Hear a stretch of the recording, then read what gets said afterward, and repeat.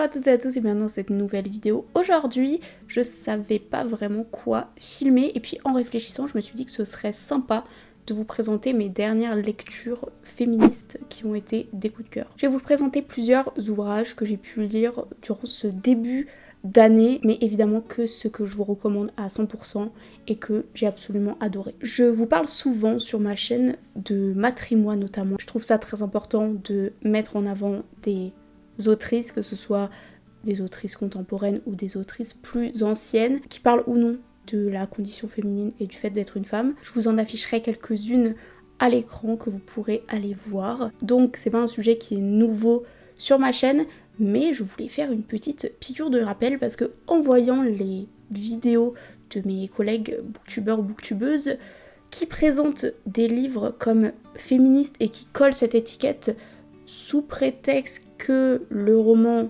a pour personnage principal une femme et qu'elle est badass et qu'elle sait se battre, ça ne rend pas plus ce livre féministe. Non, moi clairement ce qui m'intéresse c'est de voir des personnages de femmes plus vulnérables qui font état de leurs expériences, de leur vécu, de leurs relations. Moi ce que j'aime c'est retrouver des thématiques qui sont beaucoup plus engagées et politiques sur des sujets tabous, notamment la maternité, la sexualité, le rapport au corps, la politique, les systèmes, que ce soit à travers des essais ou des œuvres de fiction. Bref, tout ça pour redire que non, une héroïne badass n'est pas féministe et qu'une autrice ou un auteur qui écrit ce type de personnage n'est pas féministe pour autant. Je trouve que c'est une vision qui est vraiment biaisée, et même si elles ou ils peuvent, grâce à ces œuvres, faire passer des messages sur l'émancipation, la condition féminine, etc.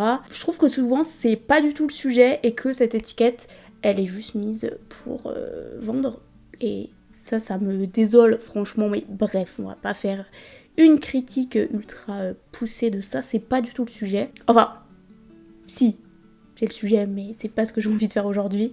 Bref, tout ça pour dire que je vais vous présenter plusieurs livres. On aura des romans, des BD, et je vais parler aussi d'un ou deux essais que je suis en train de lire ou que je vais lire plus tard. Si vous avez des recommandations d'ouvrages féministes que vous avez lus récemment et qui vous plaisent, ou alors que vous avez lu il y a très longtemps mais que vous voulez me recommander, n'hésitez pas à les mettre en commentaire.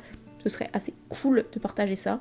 En premier, il s'agit d'ailleurs de ma toute première lecture de l'année 2026. Il s'agit d'un ouvrage de Lou Luby qui s'appelle « Et à la fin, il meurt. La sale vérité sur les contes de fées », qui est un ouvrage de vulgarisation scientifique sur la littérature et surtout la littérature de l'imaginaire, les contes. Et même si cet ouvrage est avant tout une manière d'expliquer comment sont arrivés les contes dans la littérature, mais aussi quelle est la vraie histoire et pas l'histoire Disney qu'on nous raconte, eh bien on a quand même pas mal de planches qui sont consacrées à une analyse plus féministe ou tout simplement un travail de désinvisibilisation. Je vais y arriver, ça fait 3 fois que j'essaye de répéter ce mot. Des travaux qui sont faits par des femmes. Alors moi j'ai un bagage quand même littéraire derrière moi, j'ai fait un bac et des études de lettres et je suis actuellement en doctorat en littérature, donc beaucoup des choses n'étaient pas nouvelles, mais j'ai beaucoup aimé cette manière de mettre en avant. Je trouve que c'est assez accessible même pour des gens qui n'ont pas ce bagage-là ou qui ne connaissent pas grand-chose à l'histoire des contes et à l'histoire littéraire de cette époque-là. C'est très accessible et en plus c'est hyper drôle. On a vraiment un humour noir, du cynisme tout au long de l'ouvrage et ça j'ai beaucoup aimé, c'était très percutant, très piquant. On met en avant des autrices, notamment Madame d'Aulnoy qui a écrit des contes à la même époque que Perrault, mais est-ce que quelqu'un a déjà entendu parler d'elle? Pas vraiment, et c'est une autrice que j'aime beaucoup. Je trouve qu'elle a fait un travail absolument fantastique sur ses contes. On a vraiment des personnages féminins qui sont assez différents de ceux qu'on peut voir dans les contes de Perrault. Et ça nous permet aussi de voir que c'est pas forcément l'époque qui fait que la vision était très misogyne, mais c'est tout simplement ce qu'a retenu le canon littéraire. Alors attention, Charles Perrault a aussi écrit des personnages féminins et des histoires qui sont, je trouve, assez modernes et assez avant-gardistes, notamment La Barbe Bleue, qui est quand même un conte au XVIIe siècle qui nous parle de violence conjugale et de féminicide. Même si c'est pas nommé comme ça, c'est le sujet, mais je trouve qu'on met pas assez en valeur cette dimension-là. Si vous voulez en savoir un peu plus sur l'histoire littéraire, mais aussi les femmes qui l'ont constituée, je pense que cet ouvrage pourra vous plaire. En deuxième, on a une BD que j'ai absolument adorée, je crois que j'en ai déjà parlé une seule fois. Il s'agit de Madone et Médée, figure imposée de la maternité, qui est une BD, comme son nom l'indique, autour des mères et de l'expérience de la maternité. Donc on va suivre un personnage féminin qui travaille dans une unité psychiatrique spécialisée dans justement le postpartum et toutes les questions et les expériences autour de la grossesse, et qui va rencontrer pas mal de femmes. Chacune va nous raconter son parcours autour de la maternité, et ça nous permet de travailler sur plusieurs questions ou plusieurs thématiques, notamment l'avortement, mais aussi la dépression postpartum, la charge mentale des jeunes mères, l'envie d'être mère, l'envie de ne pas l'être. Je trouve que c'est un livre qui peut parler à vraiment beaucoup de femmes, peu importe notre rapport à la maternité. J'ai trouvé que la BD était très bien faite, qu'elle aborde les thématiques sans édulcorer ou sans dramatiser. On va avoir simplement des témoignages de femmes, mais aussi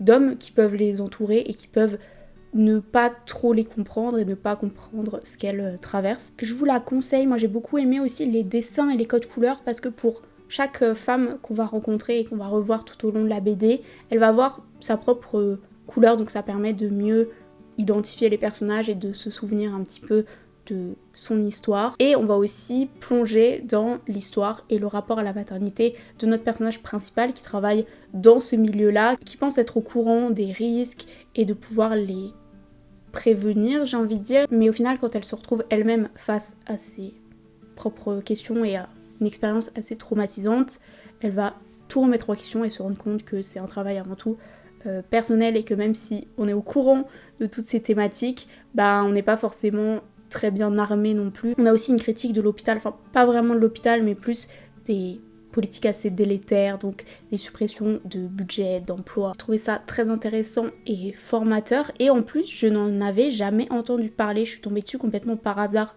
dans une librairie, et je trouve que c'est assez dommage parce que c'est vraiment un outil très important pour ouvrir le dialogue ou pour s'informer sur ces thématiques. En troisième, et encore une BD décidément, on va plonger dans l'histoire d'une femme qui a réellement existé et qui est Nelly Bly, qui a littéralement inventé le journalisme d'investigation. Cette BD, elle s'appelle Dans l'antre de la folie, et elle va s'inspirer d'un ouvrage qui a été écrit par Nelly Bly qui s'appelle 10 jours dans un asile, il me semble. Enfin, je suis pas très sûre du nombre de jours, mais je vous afficherai la couverture juste à côté de moi. C'est l'histoire d'une femme qui s'est fait interner volontairement dans un hôpital psychiatrique pour pouvoir mener l'enquête sur les conditions, j'allais dire d'emprisonnement, lapsus, les conditions d'internement des femmes. Donc ça se passe à New York au 19e siècle. À cette époque-là, mais aussi au début du 20e siècle, on est vraiment sur un essor des instituts psychiatriques. Bon, notamment en France, on va avoir la Salpêtrière avec Charcot, mais je pense que vous connaissez aussi Freud. Enfin bref, tous ces hommes qui ont enfermé et qui ont autorisé la torture sous prétexte qu'on voulait soigner ces femmes qui étaient déviantes, hystériques, etc. Ce genre de mots qui étaient collés sur le front, soit des femmes qui avaient véritablement des troubles mais qui n'étaient absolument pas prises au sérieux,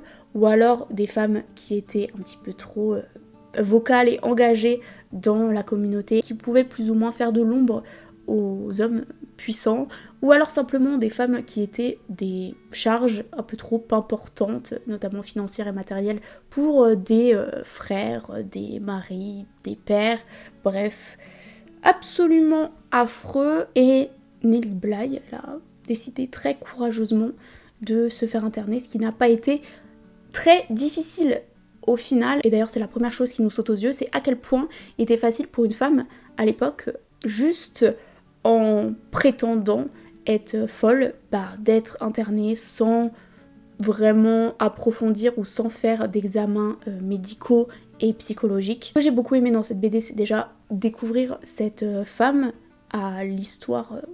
Alors je sais pas si elle est inconnue, mais en tout cas moi j'en avais jamais entendu parler. On a aussi, et je trouve que ça accompagne très bien le message et l'histoire, dans cette BD pas mal de références ou de petits clins d'œil à la littérature ou à l'imaginaire fantastique, horrifique, puisque c'est un endroit clos qui peut nous rappeler des manoirs hantés. D'ailleurs, on va voir sur certaines planches des fantômes ou des créatures surnaturelles qui ne sont pas, j'ai envie de dire, effectives et réalistes, mais qui sont plutôt là pour montrer les émotions et les tourments de ces patientes qui se font torturer, qui sont délaissées, maltraitées. J'ai trouvé que l'histoire était très bien racontée, donc on va suivre l'internement de Nellie Bly, mais aussi des flashbacks de son enfance et de tout ce qu'elle a dû faire pour devenir journaliste, parce que être une journaliste femme à cette époque, et surtout dans un milieu qui est très masculin, c'était très difficile, et d'ailleurs elle n'a pas été prise au sérieux par beaucoup de ses coéquipiers, de ses congénères, je ne sais pas vraiment comment dire. Aussi, si vous êtes passionné d'histoire, mais aussi de destin de femmes, ou par le milieu du journalisme de manière plus générale, je vous conseille vraiment cette BD. Il y a vraiment une ambiance, des messages, et je trouve que c'est des choses qu'on peut toujours appliquer à notre monde actuel et la façon dont on prend ou pas au sérieux la santé des femmes. Et celle-ci non plus, j'en avais jamais entendu parler et je suis tombée dessus par hasard à la bibliothèque. Donc, encore une fois, je vous offre cette recommandation. N'hésitez pas à me dire si vous aviez déjà entendu parler de ces BD. Moi, pas du tout. Ensuite, on va parler de Carol Five. J'ai lu la semaine dernière d'ailleurs son roman Térébenthine qui parle du milieu des études en art. On va suivre un personnage féminin et deux de ses amis, une fille et un garçon, alors qu'ils entrent et pendant d'ailleurs toutes leurs études aux Beaux-Arts. Eux sont passionnés de peinture, mais leur prof, j'ai oublié de le dire, mais ça se déroule au début des années 2000, leurs profs ne prennent pas vraiment au sérieux leur passion pour la peinture, ils disent que la peinture est morte et qu'il faut se mettre aux nouvelles technologies, les écrans, la vidéo, l'audiovisuel. Eux ont des choses à dire, aussi ils se réfugient très très souvent dans les sous-sols de l'école des Beaux-Arts pour y peindre, pour échanger sur différents sujets. Et on va avoir aussi une petite révolution qui va émerger grâce à eux dans l'école, puisqu'ils se rendent compte qu'au final, très peu, voire aucune, des personnes qui sont présentées pendant les études d'art, les personnes qu'on va étudier, sont des femmes. On va avoir une scène qui m'a beaucoup marquée, qui est tout simplement l'amie de notre narratrice qui va demander « Mais pourquoi vous ne présentez jamais des femmes ? Est-ce que c'est parce que vous pensez qu'il n'y en a pas, ou est-ce que parce que vous pensez qu'elles sont pas assez talentueuses pour être présentées et être étudiées dans les études aux Beaux-Arts ?» Le prof, qui est un homme un petit peu vieillissant, va essayer de calmer le jeu, mais ça ne suffit pas. Et il va bien se rendre compte qu'il va falloir qu'il se remette en question et qu'il remette en question un petit peu ses pratiques en réfléchissant, et parce qu'il est quand même un petit peu ouvert d'esprit, il va laisser notre narratrice et sa copine faire et animer des cours uniquement sur les artistes féminines. Et là j'ai pu apprendre beaucoup de choses sur des artistes, que ce soit dans la peinture, dans la sculpture, dans l'architecture, dans la performance. Ce livre, c'est un roman, mais c'est aussi une démonstration et une leçon d'histoire des arts, ce que j'ai beaucoup aimé. On aborde aussi en filigrane la thématique de la santé mentale durant les études, liée ou non aux personnages féminins ou aux personnages masculins, comment ces deux catégories de personnes considèrent la santé mentale. Et honnêtement, la fin m'a pas mal retournée, j'avoue que ça m'a beaucoup émue. Et pour des personnes qui veulent découvrir le matrimoine et l'histoire des arts au féminin, je pense que ce roman est une très bonne porte d'entrée. En plus, le style de Carol Five, je le trouve absolument incroyable. En très peu de mots, elle réussit à nous faire passer beaucoup d'émotions. On n'est pas sur une œuvre qui est difficile à lire, où le langage est très soutenu. Non, c'est vraiment une approche assez triviale et assez quotidienne. Et ce qui m'a beaucoup marqué aussi, c'est que le personnage principal et la narratrice, en fait, on connaît pas grand chose sur elle parce que la narration est au tu, à la deuxième personne du singulier. Donc on peut retrouver dans le livre tu parles à cette personne-là, tu t'aperçois que... Et j'ai trouvé que ça nous engageait beaucoup plus en tant que lecteur.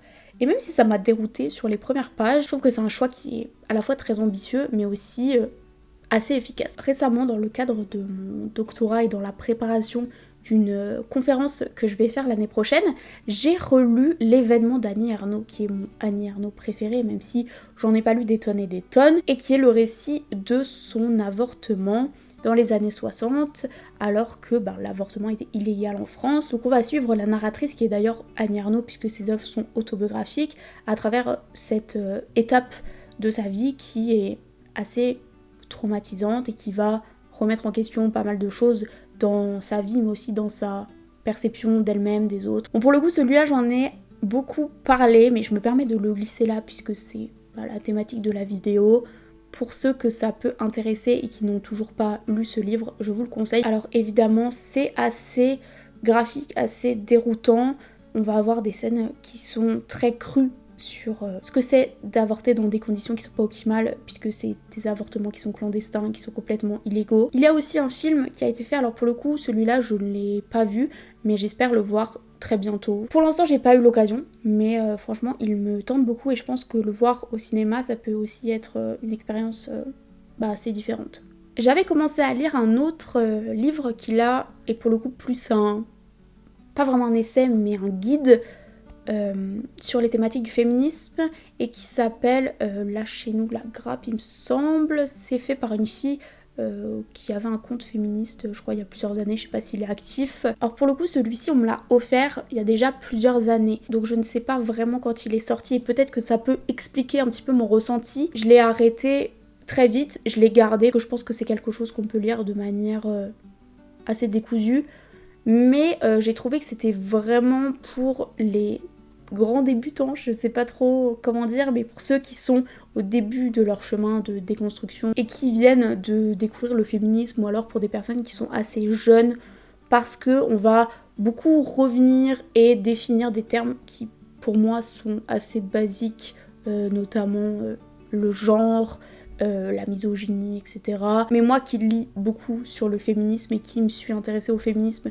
depuis plusieurs années maintenant, et franchement si ce n'est une dizaine d'années, donc j'avoue que c'était pas vraiment un ouvrage pour moi, mais si vous avez des personnes dans votre entourage qui sont au tout début de leur cheminement, peut-être que ça peut les aider. Il y avait aussi quelques fois où j'étais tout simplement pas d'accord. Alors évidemment on peut lire des essais et des choses sur le féminisme sans pour autant être 100% d'accord, ça fait partie aussi du jeu de se confronter à d'autres idées et à d'autres opinions, mais il y a quelques réflexions qui m'ont un petit peu gênée, donc je prends quand même assez de distance avec ce livre-là. Et puis en ce qui concerne ma prochaine lecture féministe, je pense que je vais lire l'essai qui s'appelle Exploser le plafond, qui est un manifeste sur le milieu de la culture et la misogynie, la place des femmes dans ces milieux-là. On va être sur une étude beaucoup plus pointue avec beaucoup de chiffres. Il faut juste que je trouve le temps de le lire. Souvent les essais je les lis en parallèle d'une lecture plus fiction et je vais les lire sur un grand laps de temps, ça peut prendre plusieurs mois. Encore une fois, n'hésitez pas à me conseiller des lectures féministes dans les commentaires. J'espère que cette vidéo vous aura plu et n'hésitez pas à me dire si vous voulez plus souvent des vidéos sur de la non-fiction ou sur des thématiques comme celle-ci, que ce soit le féminisme ou d'autres sujets. Et puis évidemment, si vous voulez m'encourager, n'hésitez pas à liker la vidéo, mais aussi vous abonner à ma chaîne si c'est toujours pas fait. On se retrouve dans une prochaine vidéo. D'ici là, je vous souhaite de très belles lectures, une bonne soirée, une bonne journée, et je vous dis à bientôt. Salut!